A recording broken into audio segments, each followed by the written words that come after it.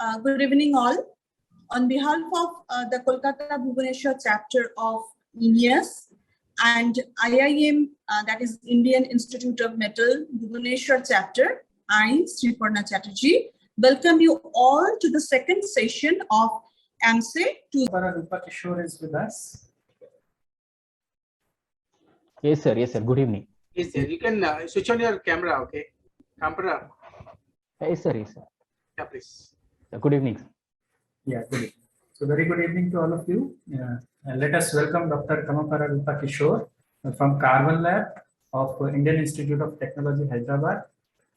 Dr. Kamapara has received his PhD this year only from the Shastra Deemed University, and his thesis topic was Electrospun metal oxide nanostructures for the detection of volatile organic compounds. Dr. Kamapara has several high-impact journal publications and received prestigious awards. So without taking any more time, I hand over the stage to Dr. Kamapara. Sir, the floor is yours. Please, sir. Please. Thank you very much for the kind introduction. I'm very eager to present my research work with the INYAS workshop, and also thank Praveen sir and Sriparna madam for giving this opportunity. I'm sharing my screen. Please let me know, is it visible? Or is it visible? Yeah, it's visible. Okay, go to the full screen now. Yes.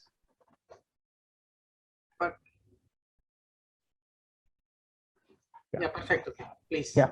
Good evening, all. Now I would like to present my presentation on Electrospun Nanofibers for energy, environment, and healthcare applications. This presentation is mostly focused on healthcare applications by chemiresistive-based sensors, and also explain some of the works which we are doing in Carbon Lab in IIT Hyderabad. So I'm working in Carbon Lab under the supervision of Dr. Chandrasekhar Sharma sir.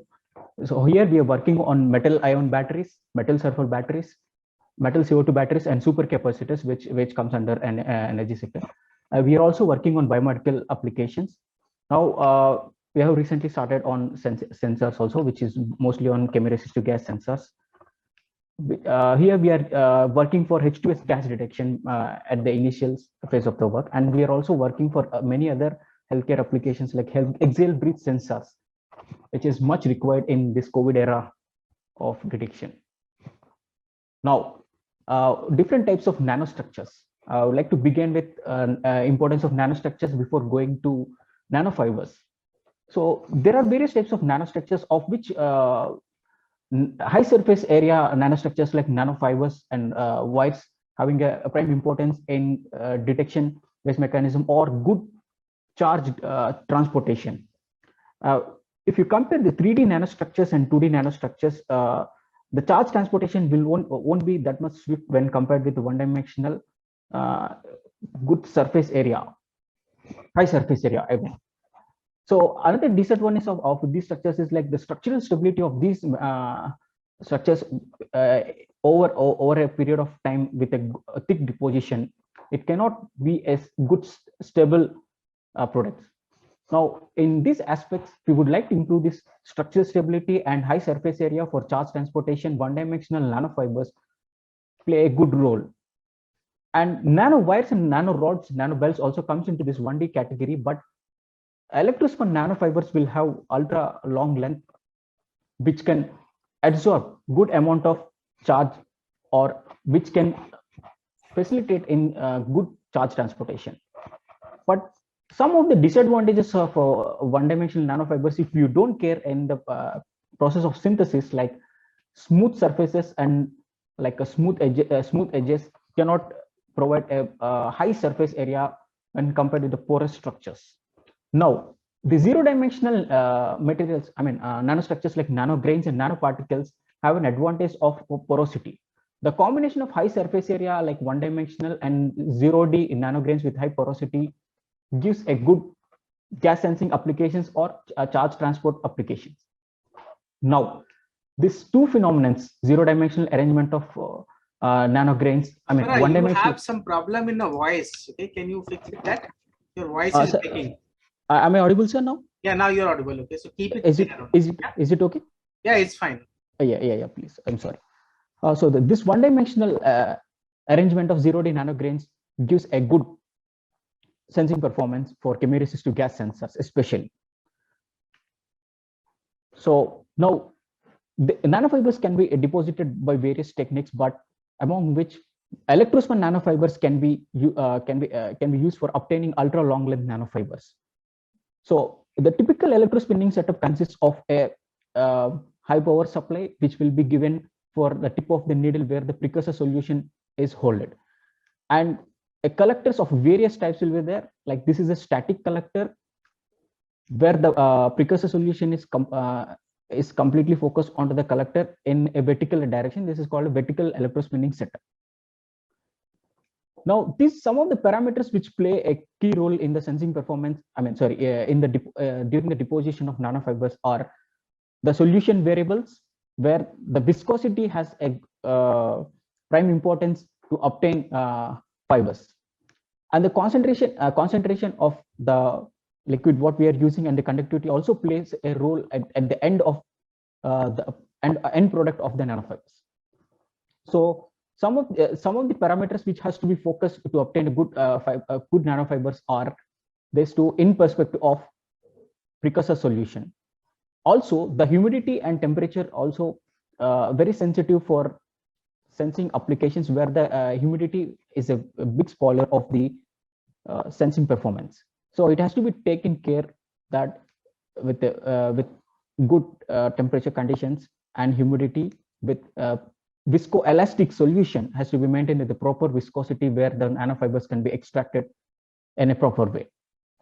Then the distance between the collector and the tip of the needle also has to be maintained such that the diameter of the nanofibers, or also the voltage which is applied at the tip of the needle provides an electric field which decides the formation of Taylor coil and elongation of the nanofibers.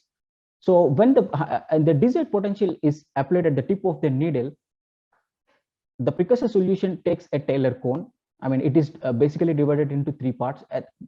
The formation of Taylor cone is like the droplet from the needle will be escaped from the surface tension, and then if we further increase the potential, there is a straight jet where the elongation of fibers will be and the cross-linked smoothest nanofibers can be seen here. And there is a disadvantage in the vertical kind of a nanofibers, a deposition technique, electrospinning. There, the precursor solution may directly fall on the substrate. Sometimes the droplet may fall on the smooth electrospun nanofibers, and the charge transportation might be obstructed.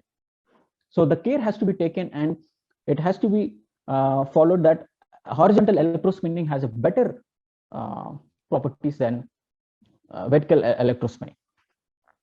Now, as I already mentioned in this section, these are some of the parameters has to be taken care during the deposition of nanofibers. If at all there is a problem, like initially the problem will be like there won't be no fiber formation if the jet is not coming from the Taylor cone, and if the viscosity is more or the electric field between the plate and the needle, there will be beads formation, and this bead formation is a kind of an obstruction from charge from one fiber to another fiber, and this charge has to take another path to reach to the destination of the electrode to electrode. And after taking a proper care of the viscosity of this viscosity of the precursor solution and the conditions what we are applying in the electrospinning variables, the calcination methods, like after deposition of nanofibers, they have to be vacuum annealed at a proper temperature. It is below 100 degrees to remove the volatile organic compounds. Then they have to be calcined at a particular elevated temperature depend upon the application, and the metals or metal oxide which should be in a good agreement with their melting point such that it can regain that structural stability. So once they are done, you can get a good nanofibers. So these are some of the applications of nanofibers which can be seen in the literature. of which we are focusing mainly on chemiresistive gas sensors, batteries, supercapacitor, and biomedical applications in our lab. So I would like to discuss some of these applications in a research point of view. Like first one is the chemiresistive gas sensors. Basically, there are various types of gas sensors for exhale breath detection and environmental monitoring applications. We need a chemiresistive based model which can be directly interact with the analyte. I mean, the gas solid interaction will be nice in the chemiresistive gas sensors. So what is the chemiresistive gas sensor? Basically, the sensor is like it takes any of the input and it gives the output as electrical characteristics. Now, when this chemiresistive gas sensor is exposed to a chemical analyte or a target vapor, what we are using in the applications like exhale breath sensors, environmental monitoring, and other healthcare applications, there is a change in resistance, and this change in resistance will be measured as a sensing parameter, and the sensing studies of a particular analyte will be studied. Now, a simple mechanism explained for the chemiresistive gas sensor is like initially when the sensor is kept in a ambient conditions, the oxygen gets absorbed. The oxygen gets absorbed by trapping the electrons on the conduction band, or it takes the electrons from the valence band in the p-type material, creating a whole accumulation layer. So the depletion layer and accumulation layer are resistance variance models, where when it is exposed with the target molecule, it interacts. The target molecule will interact with the absorbed oxygen, and it sends back the electron to the conduction band of the material, where the resistance of the material is again changed. Now, the variation of resistance is the measure of the sensing response. Again, we need to bring back that response to the baseline, where again it is exposed to the ambient condition, where the baseline to base between the two baselines there is a sensing response will be measured.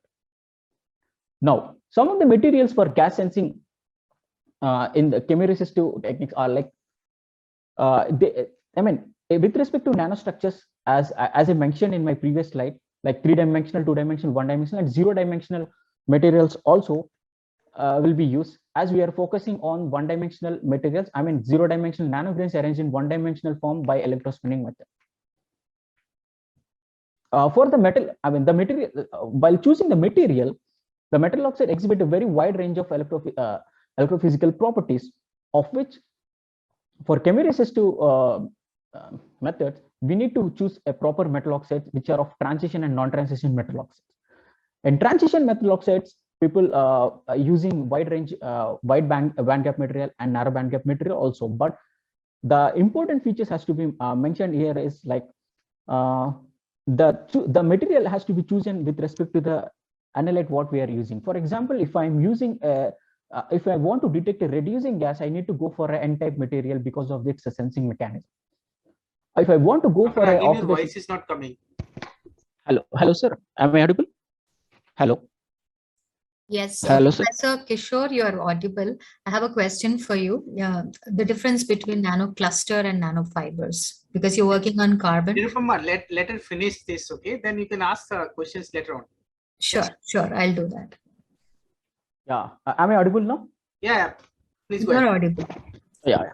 The transition and the second classification is on the non-transition metal oxide. The pre-transition metal oxides will mostly act like a inert and which cannot be used for the resistance variation, and the sensing performance cannot measure. And this another material which belongs to this is MgO, which is of a very least interest in chemiresistive based. And the post-transition metal oxides are the most widely used used for chemiresistive metal oxides, where it has a configuration of D0 and D10, where it can easily accept the electron or donate the electrons, such that the resistance variation can be measured in terms of a sensing response. Now, in the current problem, what we are working in our lab is like environmental monitoring. The target gas is hydrogen sulfide. This hydrogen sulfide is a very heavier gas which will be found in the low-lying areas. And this low-lying areas, like many of the sanitary workers are facing to clean these sewages or drainages, and also the persons who are working in methane sector also, like coal mines. In this coal mines, the H2S gas production is more, where the safety of the workers is very important, and to like construct a fabricate an alarm system, we need this chemiresistive sensors where we can save the people, lots of lives who are working in this industries like especially like coal mines. And the degree of destruction of exposure to H2S ranging from like a 10 ppm to 1000 ppm. I mean, when if it is exposure less than 10 ppm, it's okay. There's a permissible exposure limit for OSHA. But when the concentration is increasing, there is a severe effect to the human beings. Now, with this context, we are depositing SNO2 nanofibers. Our main aim is to operate at lower operating temperature. So initially we did for SNO2 nanofibers of pristine, and then we have included the P-type material to improve the conductivity of the nanofibers. And the level of detection is focused for higher concentration to, to like design an alarm system for the coal mine based areas. Now, I would like to discuss the healthcare applications, what can be used with, what can be done with the chemiresistive sensors. Like exhale breath is one of the prime importance in nowadays in the medical sector to diagnose mass number of patients or a mass number of people who are not aware that they are affected by particular diseases.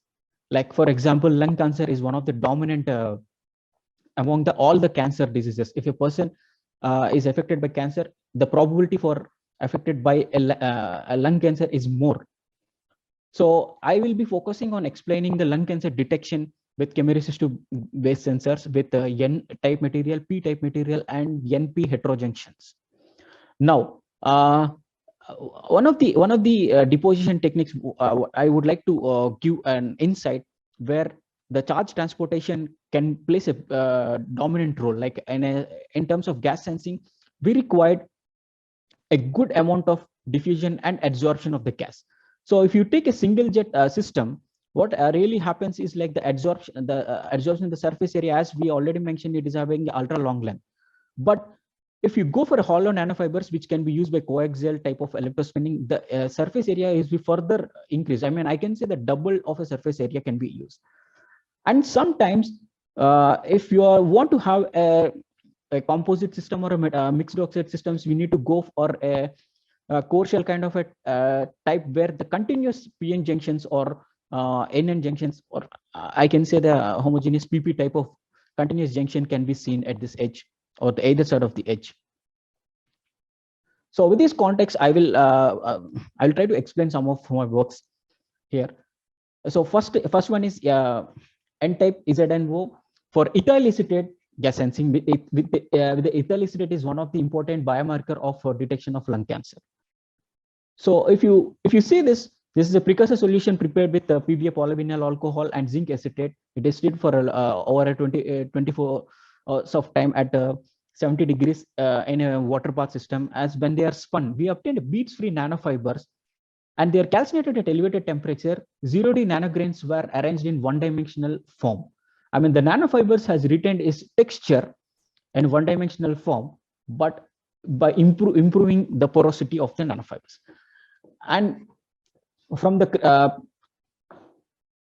structural studies, the presence of ZNO is felt, which the polycrystalline ZNO can be seen with which these peaks occur. The XRD peaks corresponds to JCPDS card number 361451, and it is an hexagonal Wuzel crystal structure. And when it is exposed for various vapors, ethyl acetate has shown a good response. Some of the other biomarkers for lung cancer are acetone, formaldehyde, xylene. These are one of the prime important biomarkers.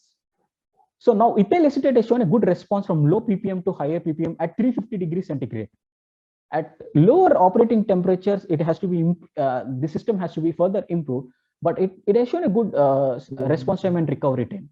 And it is also over to be noted where the grain arrangements have a different types of grain arrangements, like a close contact where there is a no contact, it means very nearest, and this is the point contact. This is a neck formation between the grains and grain boundary control, of which if you see when the ZNO nanograins are exposed to ambient condition, the oxygen absorption formed a depletion, high resistance depletion layer around the nanograins. And you can see the Schottky barrier formation between the two nanograins. When it is exposed to ethyl acetate, the ethyl acetate has reacted with the adsorbed oxygen and it is giving an electron back to the conduction band, which reduces the depletion layer. Now, the type of oxygen adsorption depends upon the operating temperature, where oxygen is adsorbed as O2 minus when the temperature is less than 150 degrees centigrade. Between 150 degrees centigrade to 250 degrees centigrade, it is absorbed as O minus. At about 250 degrees centigrade, it is operated as O2 minus. As already mentioned that the ethyl acetate based sensing studies were done at the operating temperature 350 degrees centigrade. Here oxygen is adsorbed as O2 minus. When adsorbed oxygen is interacting with ethyl acetate, the number of electron concentration is increased in presence of ethyl acetate, which improves the sensing performance. The other thing is the charge transportation from one fiber to another fiber, or in terms of the calcinated structure, you can see the grain to grain charge transportation. Now, when the charge transportation in the sharp nanostructures, which is very close contact, it takes a tunneling junction, because the average grain size is around 40 nanometers. As the grain size itself is a 40 nanometers, the depletion layer which will be so thin that the electron can tunnel from one grain to another grain. And the other type of charge transportation is a conventional one, which travels from one grain to another grain through thermionic emission. With this, I will also explain the P-type material, where the copper oxide has a good shown a good sensing response towards the acetone vapor. This is a copper acetate monohydrate salt. When it is mixed with the PBA and precursor solution, was found for 6 hours of duration, where smooth edge nanofibers were observed. When calcinated at elevated temperature, it has shown a one-dimensional arrangement of nanograins, and it has shown a good crystallinity and structural stability, where the vapors which are tested for detection are acetone, formaldehyde, methanol, ethyl acetate, and xylene. About 300, I mean about 250 degrees, they started responding, of which acetone has shown a good response for 693 ppm with a very swift response time of 11 seconds and a recovery time of 13 seconds. Now, when compared with the P-type, N-type material, the charge transportation is a bit varied here. There is an interesting thing you can ask, like all these are reducing vapors, but I still tested with the P-type material to understand the charge transportation happening, how it is happening in a P-type material, where you can see when the grain size is very small, the depletion layer dominates. When the grain size is average, I mean the length of the depletion layer and the grain size plays a key role here. The charge transportation will be it acts like just like a resistor. There's a grain boundary control. Neck control is something which the depletion layer and the grain size is almost all equal. Now, here the operating temperature is around 350 degrees centigrade. Again, O2 minus is a dominant charge carrier, where when the oxygen is adsorbed, it traps the electrons what are available in the conduction band. As it is a P-type material, very less number of electrons will be available here. Sometimes if you are applying the forced oxygen gas, the whole accumulation layer is formed rather than a depletion layer in N-type material in the conduction band around the grain. So now this is a low resistance region when compared with the N-type depletion layer. Now this accumulation layer changes when in the presence of acetone, where the acetone interacts with oxygen and it sends back the electrons. These electrons may tunnel or they also travel through thermionic emission from one grain to another grain, or sometimes these electrons may come back to the valence band of the same grain and it interacts with the hole of the accumulation layer. Now when the hole is recombined with the electron, the width of the variation of height of the accumulation will be changed. Now, in this context, I would like to explain the two metal oxide systems where I choose a mixed oxide rather than a composite one, where the junctions are of different places. If you can also ask a question that why not a composite? Yes, composite also had a phenomenon where if you are choosing two similar type of metal oxides, like here I am taking ZnO to improve its conductivity, I choose a copper oxide. Then when they are electrospun, it has shown a good fiber deposition without any beads when calcinated at elevated temperature, one-dimensional nanograins with good polycrystallinity. And Here you can see the sensing response has increased drastically for all the vapors because of the synergetic effect of both the copper oxide and ZNO nanograins. And it acts like most like a p-type material because of the dominance of p junction. I will explain the next slide why the p-type is mostly dominant here. It has shown a good response time, but a longer recovery time because of high surface area. The recovery is making a longer time in this case. If you see the mixed oxide systems where the nanofibers were here spun alternatively 5 minutes, every 5 minutes. First 5 minutes ZNO, second 5 minutes copper oxide precursor solution was spun. When it is spun in that way, you can see the junctions between P and N. I mean, I'm concentrating some of the structures here. I mean, this is a p-type copper oxide, n-type ZNO nanograin, which are reflecting. I mean, this is in the nanoscale, you can expect like this. Here, when the gas adsorption is taking place, as it is a p-type material, it forms a whole accumulation layer. And for a n-type material, it forms a high resistance depletion layer. So the variation between this low resistance and a high resistance, the electron charge transport mostly take towards the low resistance copper oxide, and it is mostly acting like a copper oxide, like a p-type material. Now, in presence of in the presence of air environment, the oxygen adsorption, the depletion bit, I mean the space charge region is more. In the presence of a methanol vapor, the space charge region is reduced, and the charge transportation can be easily taken place. Now again, over the barrier from N to P, the electron can be charge transported, or through the barrier, electron tunneling can take place. So the other works what we are doing in our lab is like towards working towards batteries and supercapacitors, where we want to decrease the dead weight of the cell. So in order to decrease the dead weight of the cell, we are concentrating to deposit freestanding nanofibers with various metal oxide metals and biomass derived carbon, and also candle soot. Now this is one of the samples where you can see this freestanding nanofiber when it is completely twisted and it is retaining its shape. Now this freestanding nanofibers, you can see the bead free nanofibers were obtained. This is a pan and metal oxide derived carbon nanofibers, and so utilized for batteries application. And these are unpublished work. I'm not sharing any of the results of that. And the other one is some of the hierarchical structures where we are obtaining patterned carbon nanofibers by electrospinning, and it is after electrospinning we are exposing it with a UV lithography techniques. And for that we have chosen SU8 polymer.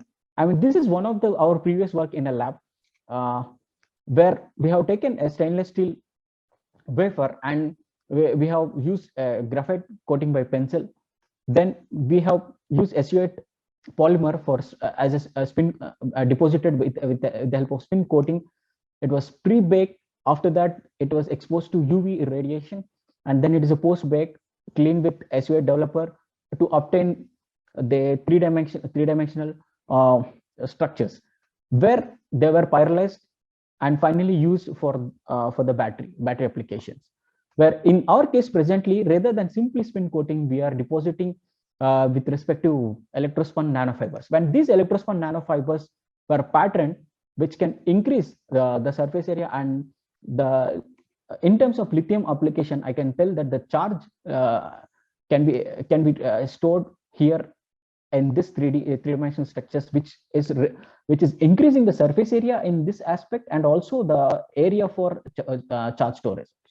I mean, in terms of lithium-ion batteries, the lithiation can be done. Thank you. You can proceed with the question. Thank you, Dr. Kamapara, for such a nice presentation, elaborated presentation on nanofibers for gas sensors application. Yeah, the talk is open for the discussion. Interested, please unmute yourself and please ask the question. I think we can ask Dr. Nirupama first. Dr. Nirupama, please go ahead. Yes, sorry. I was having a question regarding fibers and clusters because I work on nanoclusters. So, so how do you differentiate it, and is nanocluster can be? Ma'am, thank you for the question. I would like to ask one thing. I mean, how you are depositing your clusters? Okay, I'm depositing using cathodic arc system. Cathode system, and I mean, what kind of a nanostructures you got in cluster? I mean, you got 1-dimensional, 0-dimensional. What kind of a dimension? 2-dimensional. 2-dimensional. Yeah, actually, if you see the charge transportation in 2-dimensional, the absorption may be good, but the swift transportation cannot be achieved in 2-dimensional structures, and there are some structural stabilities also won't be good in case of 2-dimensional. But comparatively, I'm telling with the 1-dimensional, yes, there are some advantages with that. And as I was telling this, we are focusing with respect to charge transportation in semiconductor metal oxide applications. This would be more advantageous. Fiber, you mean fiber will be more? Yes. So I was working on nanoclusters mainly for creating a field emitters. My application was focusing on developing a field emitters for different vacuum nanoelectronic applications, can be space oriented also, because I used it for developing a propulsion system. Okay. It's a nanocluster carbon. I developed, I think, fabricated at room temperature using cathodic arc. So I wanted to look at the application. Why can't I use it as a fuel cell or a gas sensor or any other sensor? That's the reason I asked you, how does it differentiate between fiber and a cluster? What is that major difference? Yeah, that's what I answered your question. I mean, like it depends upon like a good surface area. I mean, with respect to fibers, we'll have a high surface area, and sometimes we will get a grain model. What I said, 0-dimensional nanograins arranged in 1-dimensional form, which is having high surface area to volume ratio. Correct. I mean, these kinds of structures will be used mostly useful for gas sensing application. Even in battery also, these are very much favorable, like where in charging and discharging aspect where the charge transportation is very swift. Sure. Thank you, Kishore. Welcome.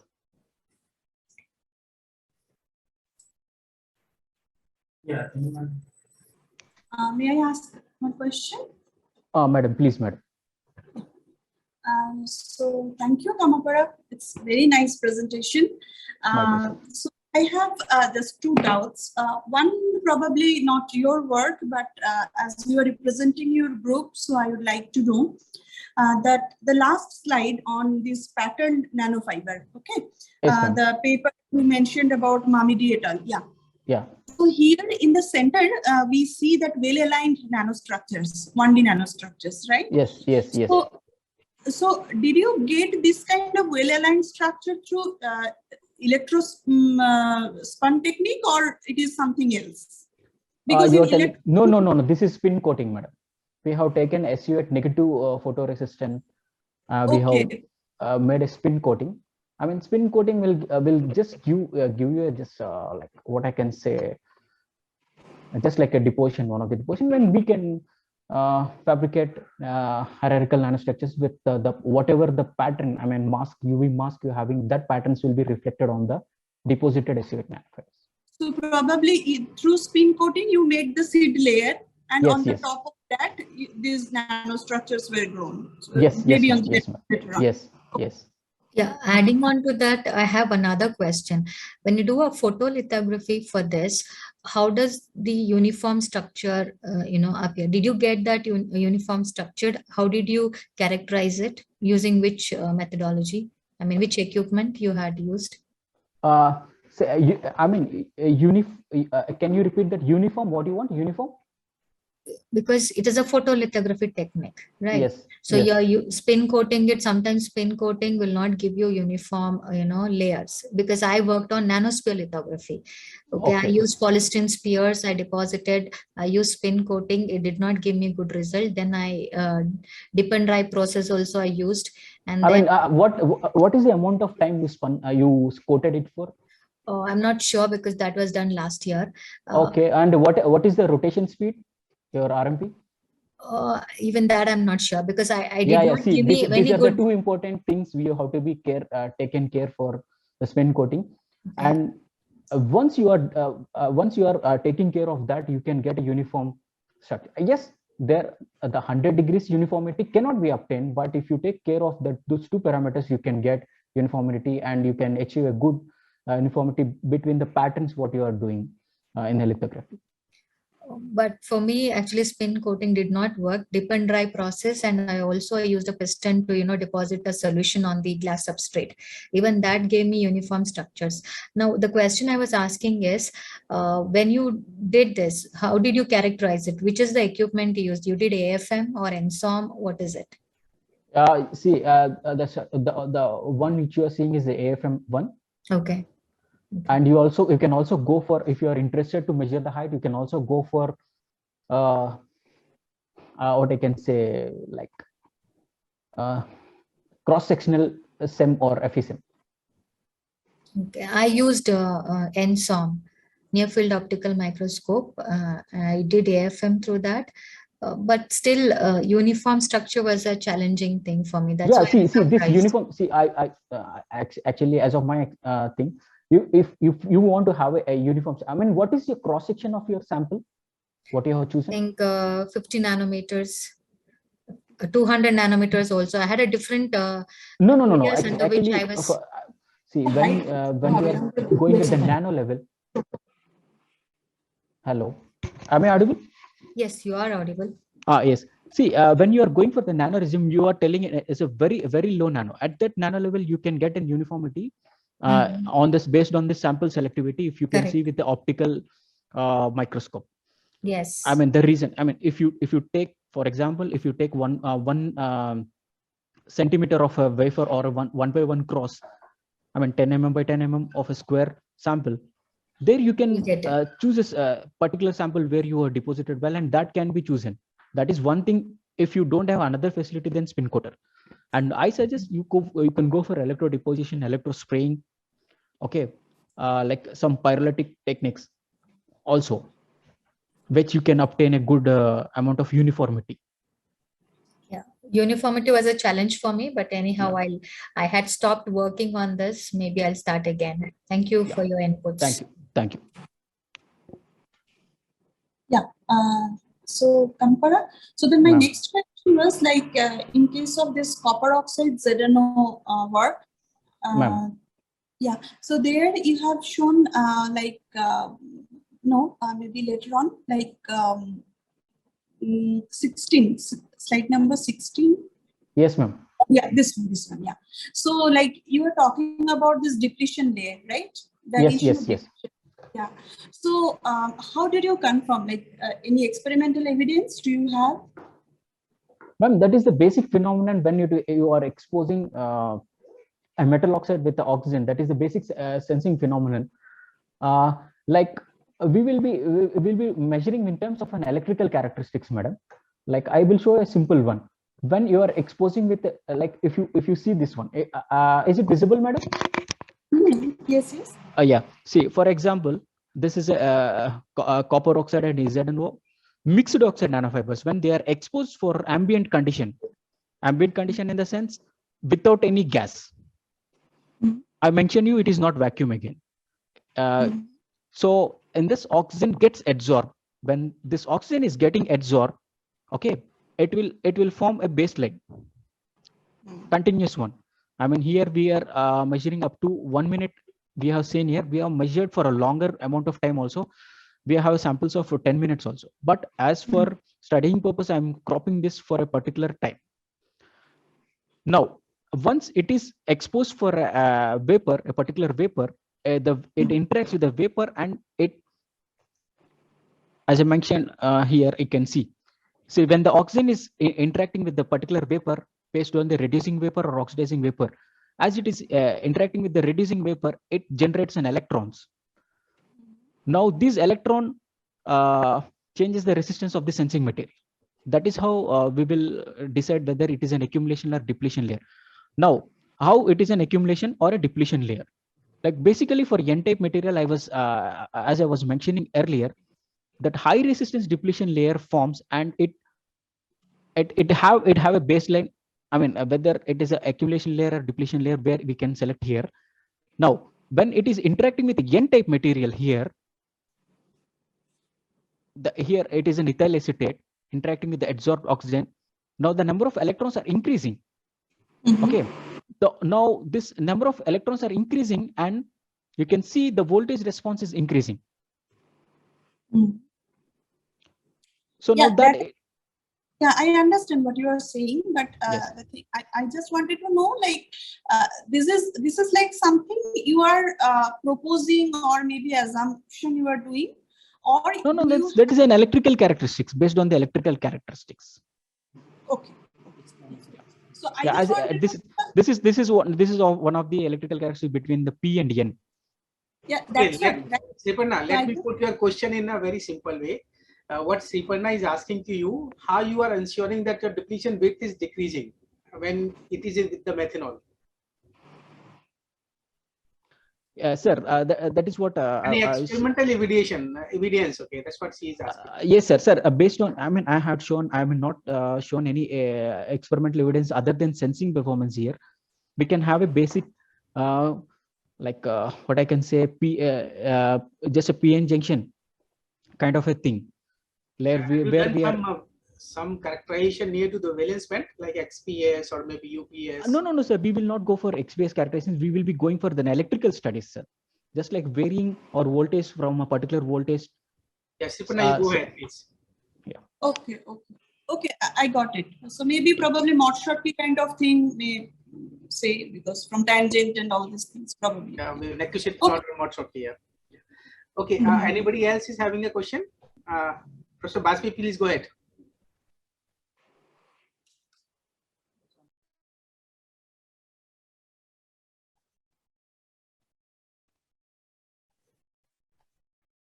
Yeah, so any more question?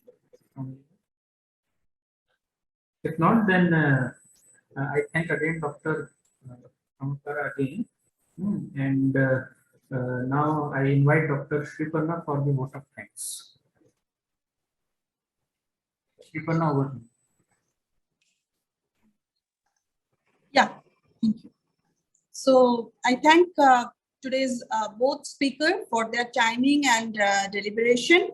I thank all of our enthusiastic audience who made today's session successful. I must thank INYAS office and Ananya for her support, all possible support. So we have our third and last session on 24th of August. And we expect all of you to be there, and hope to see you again on 24th August. Until then, bye-bye. Good night. Take care.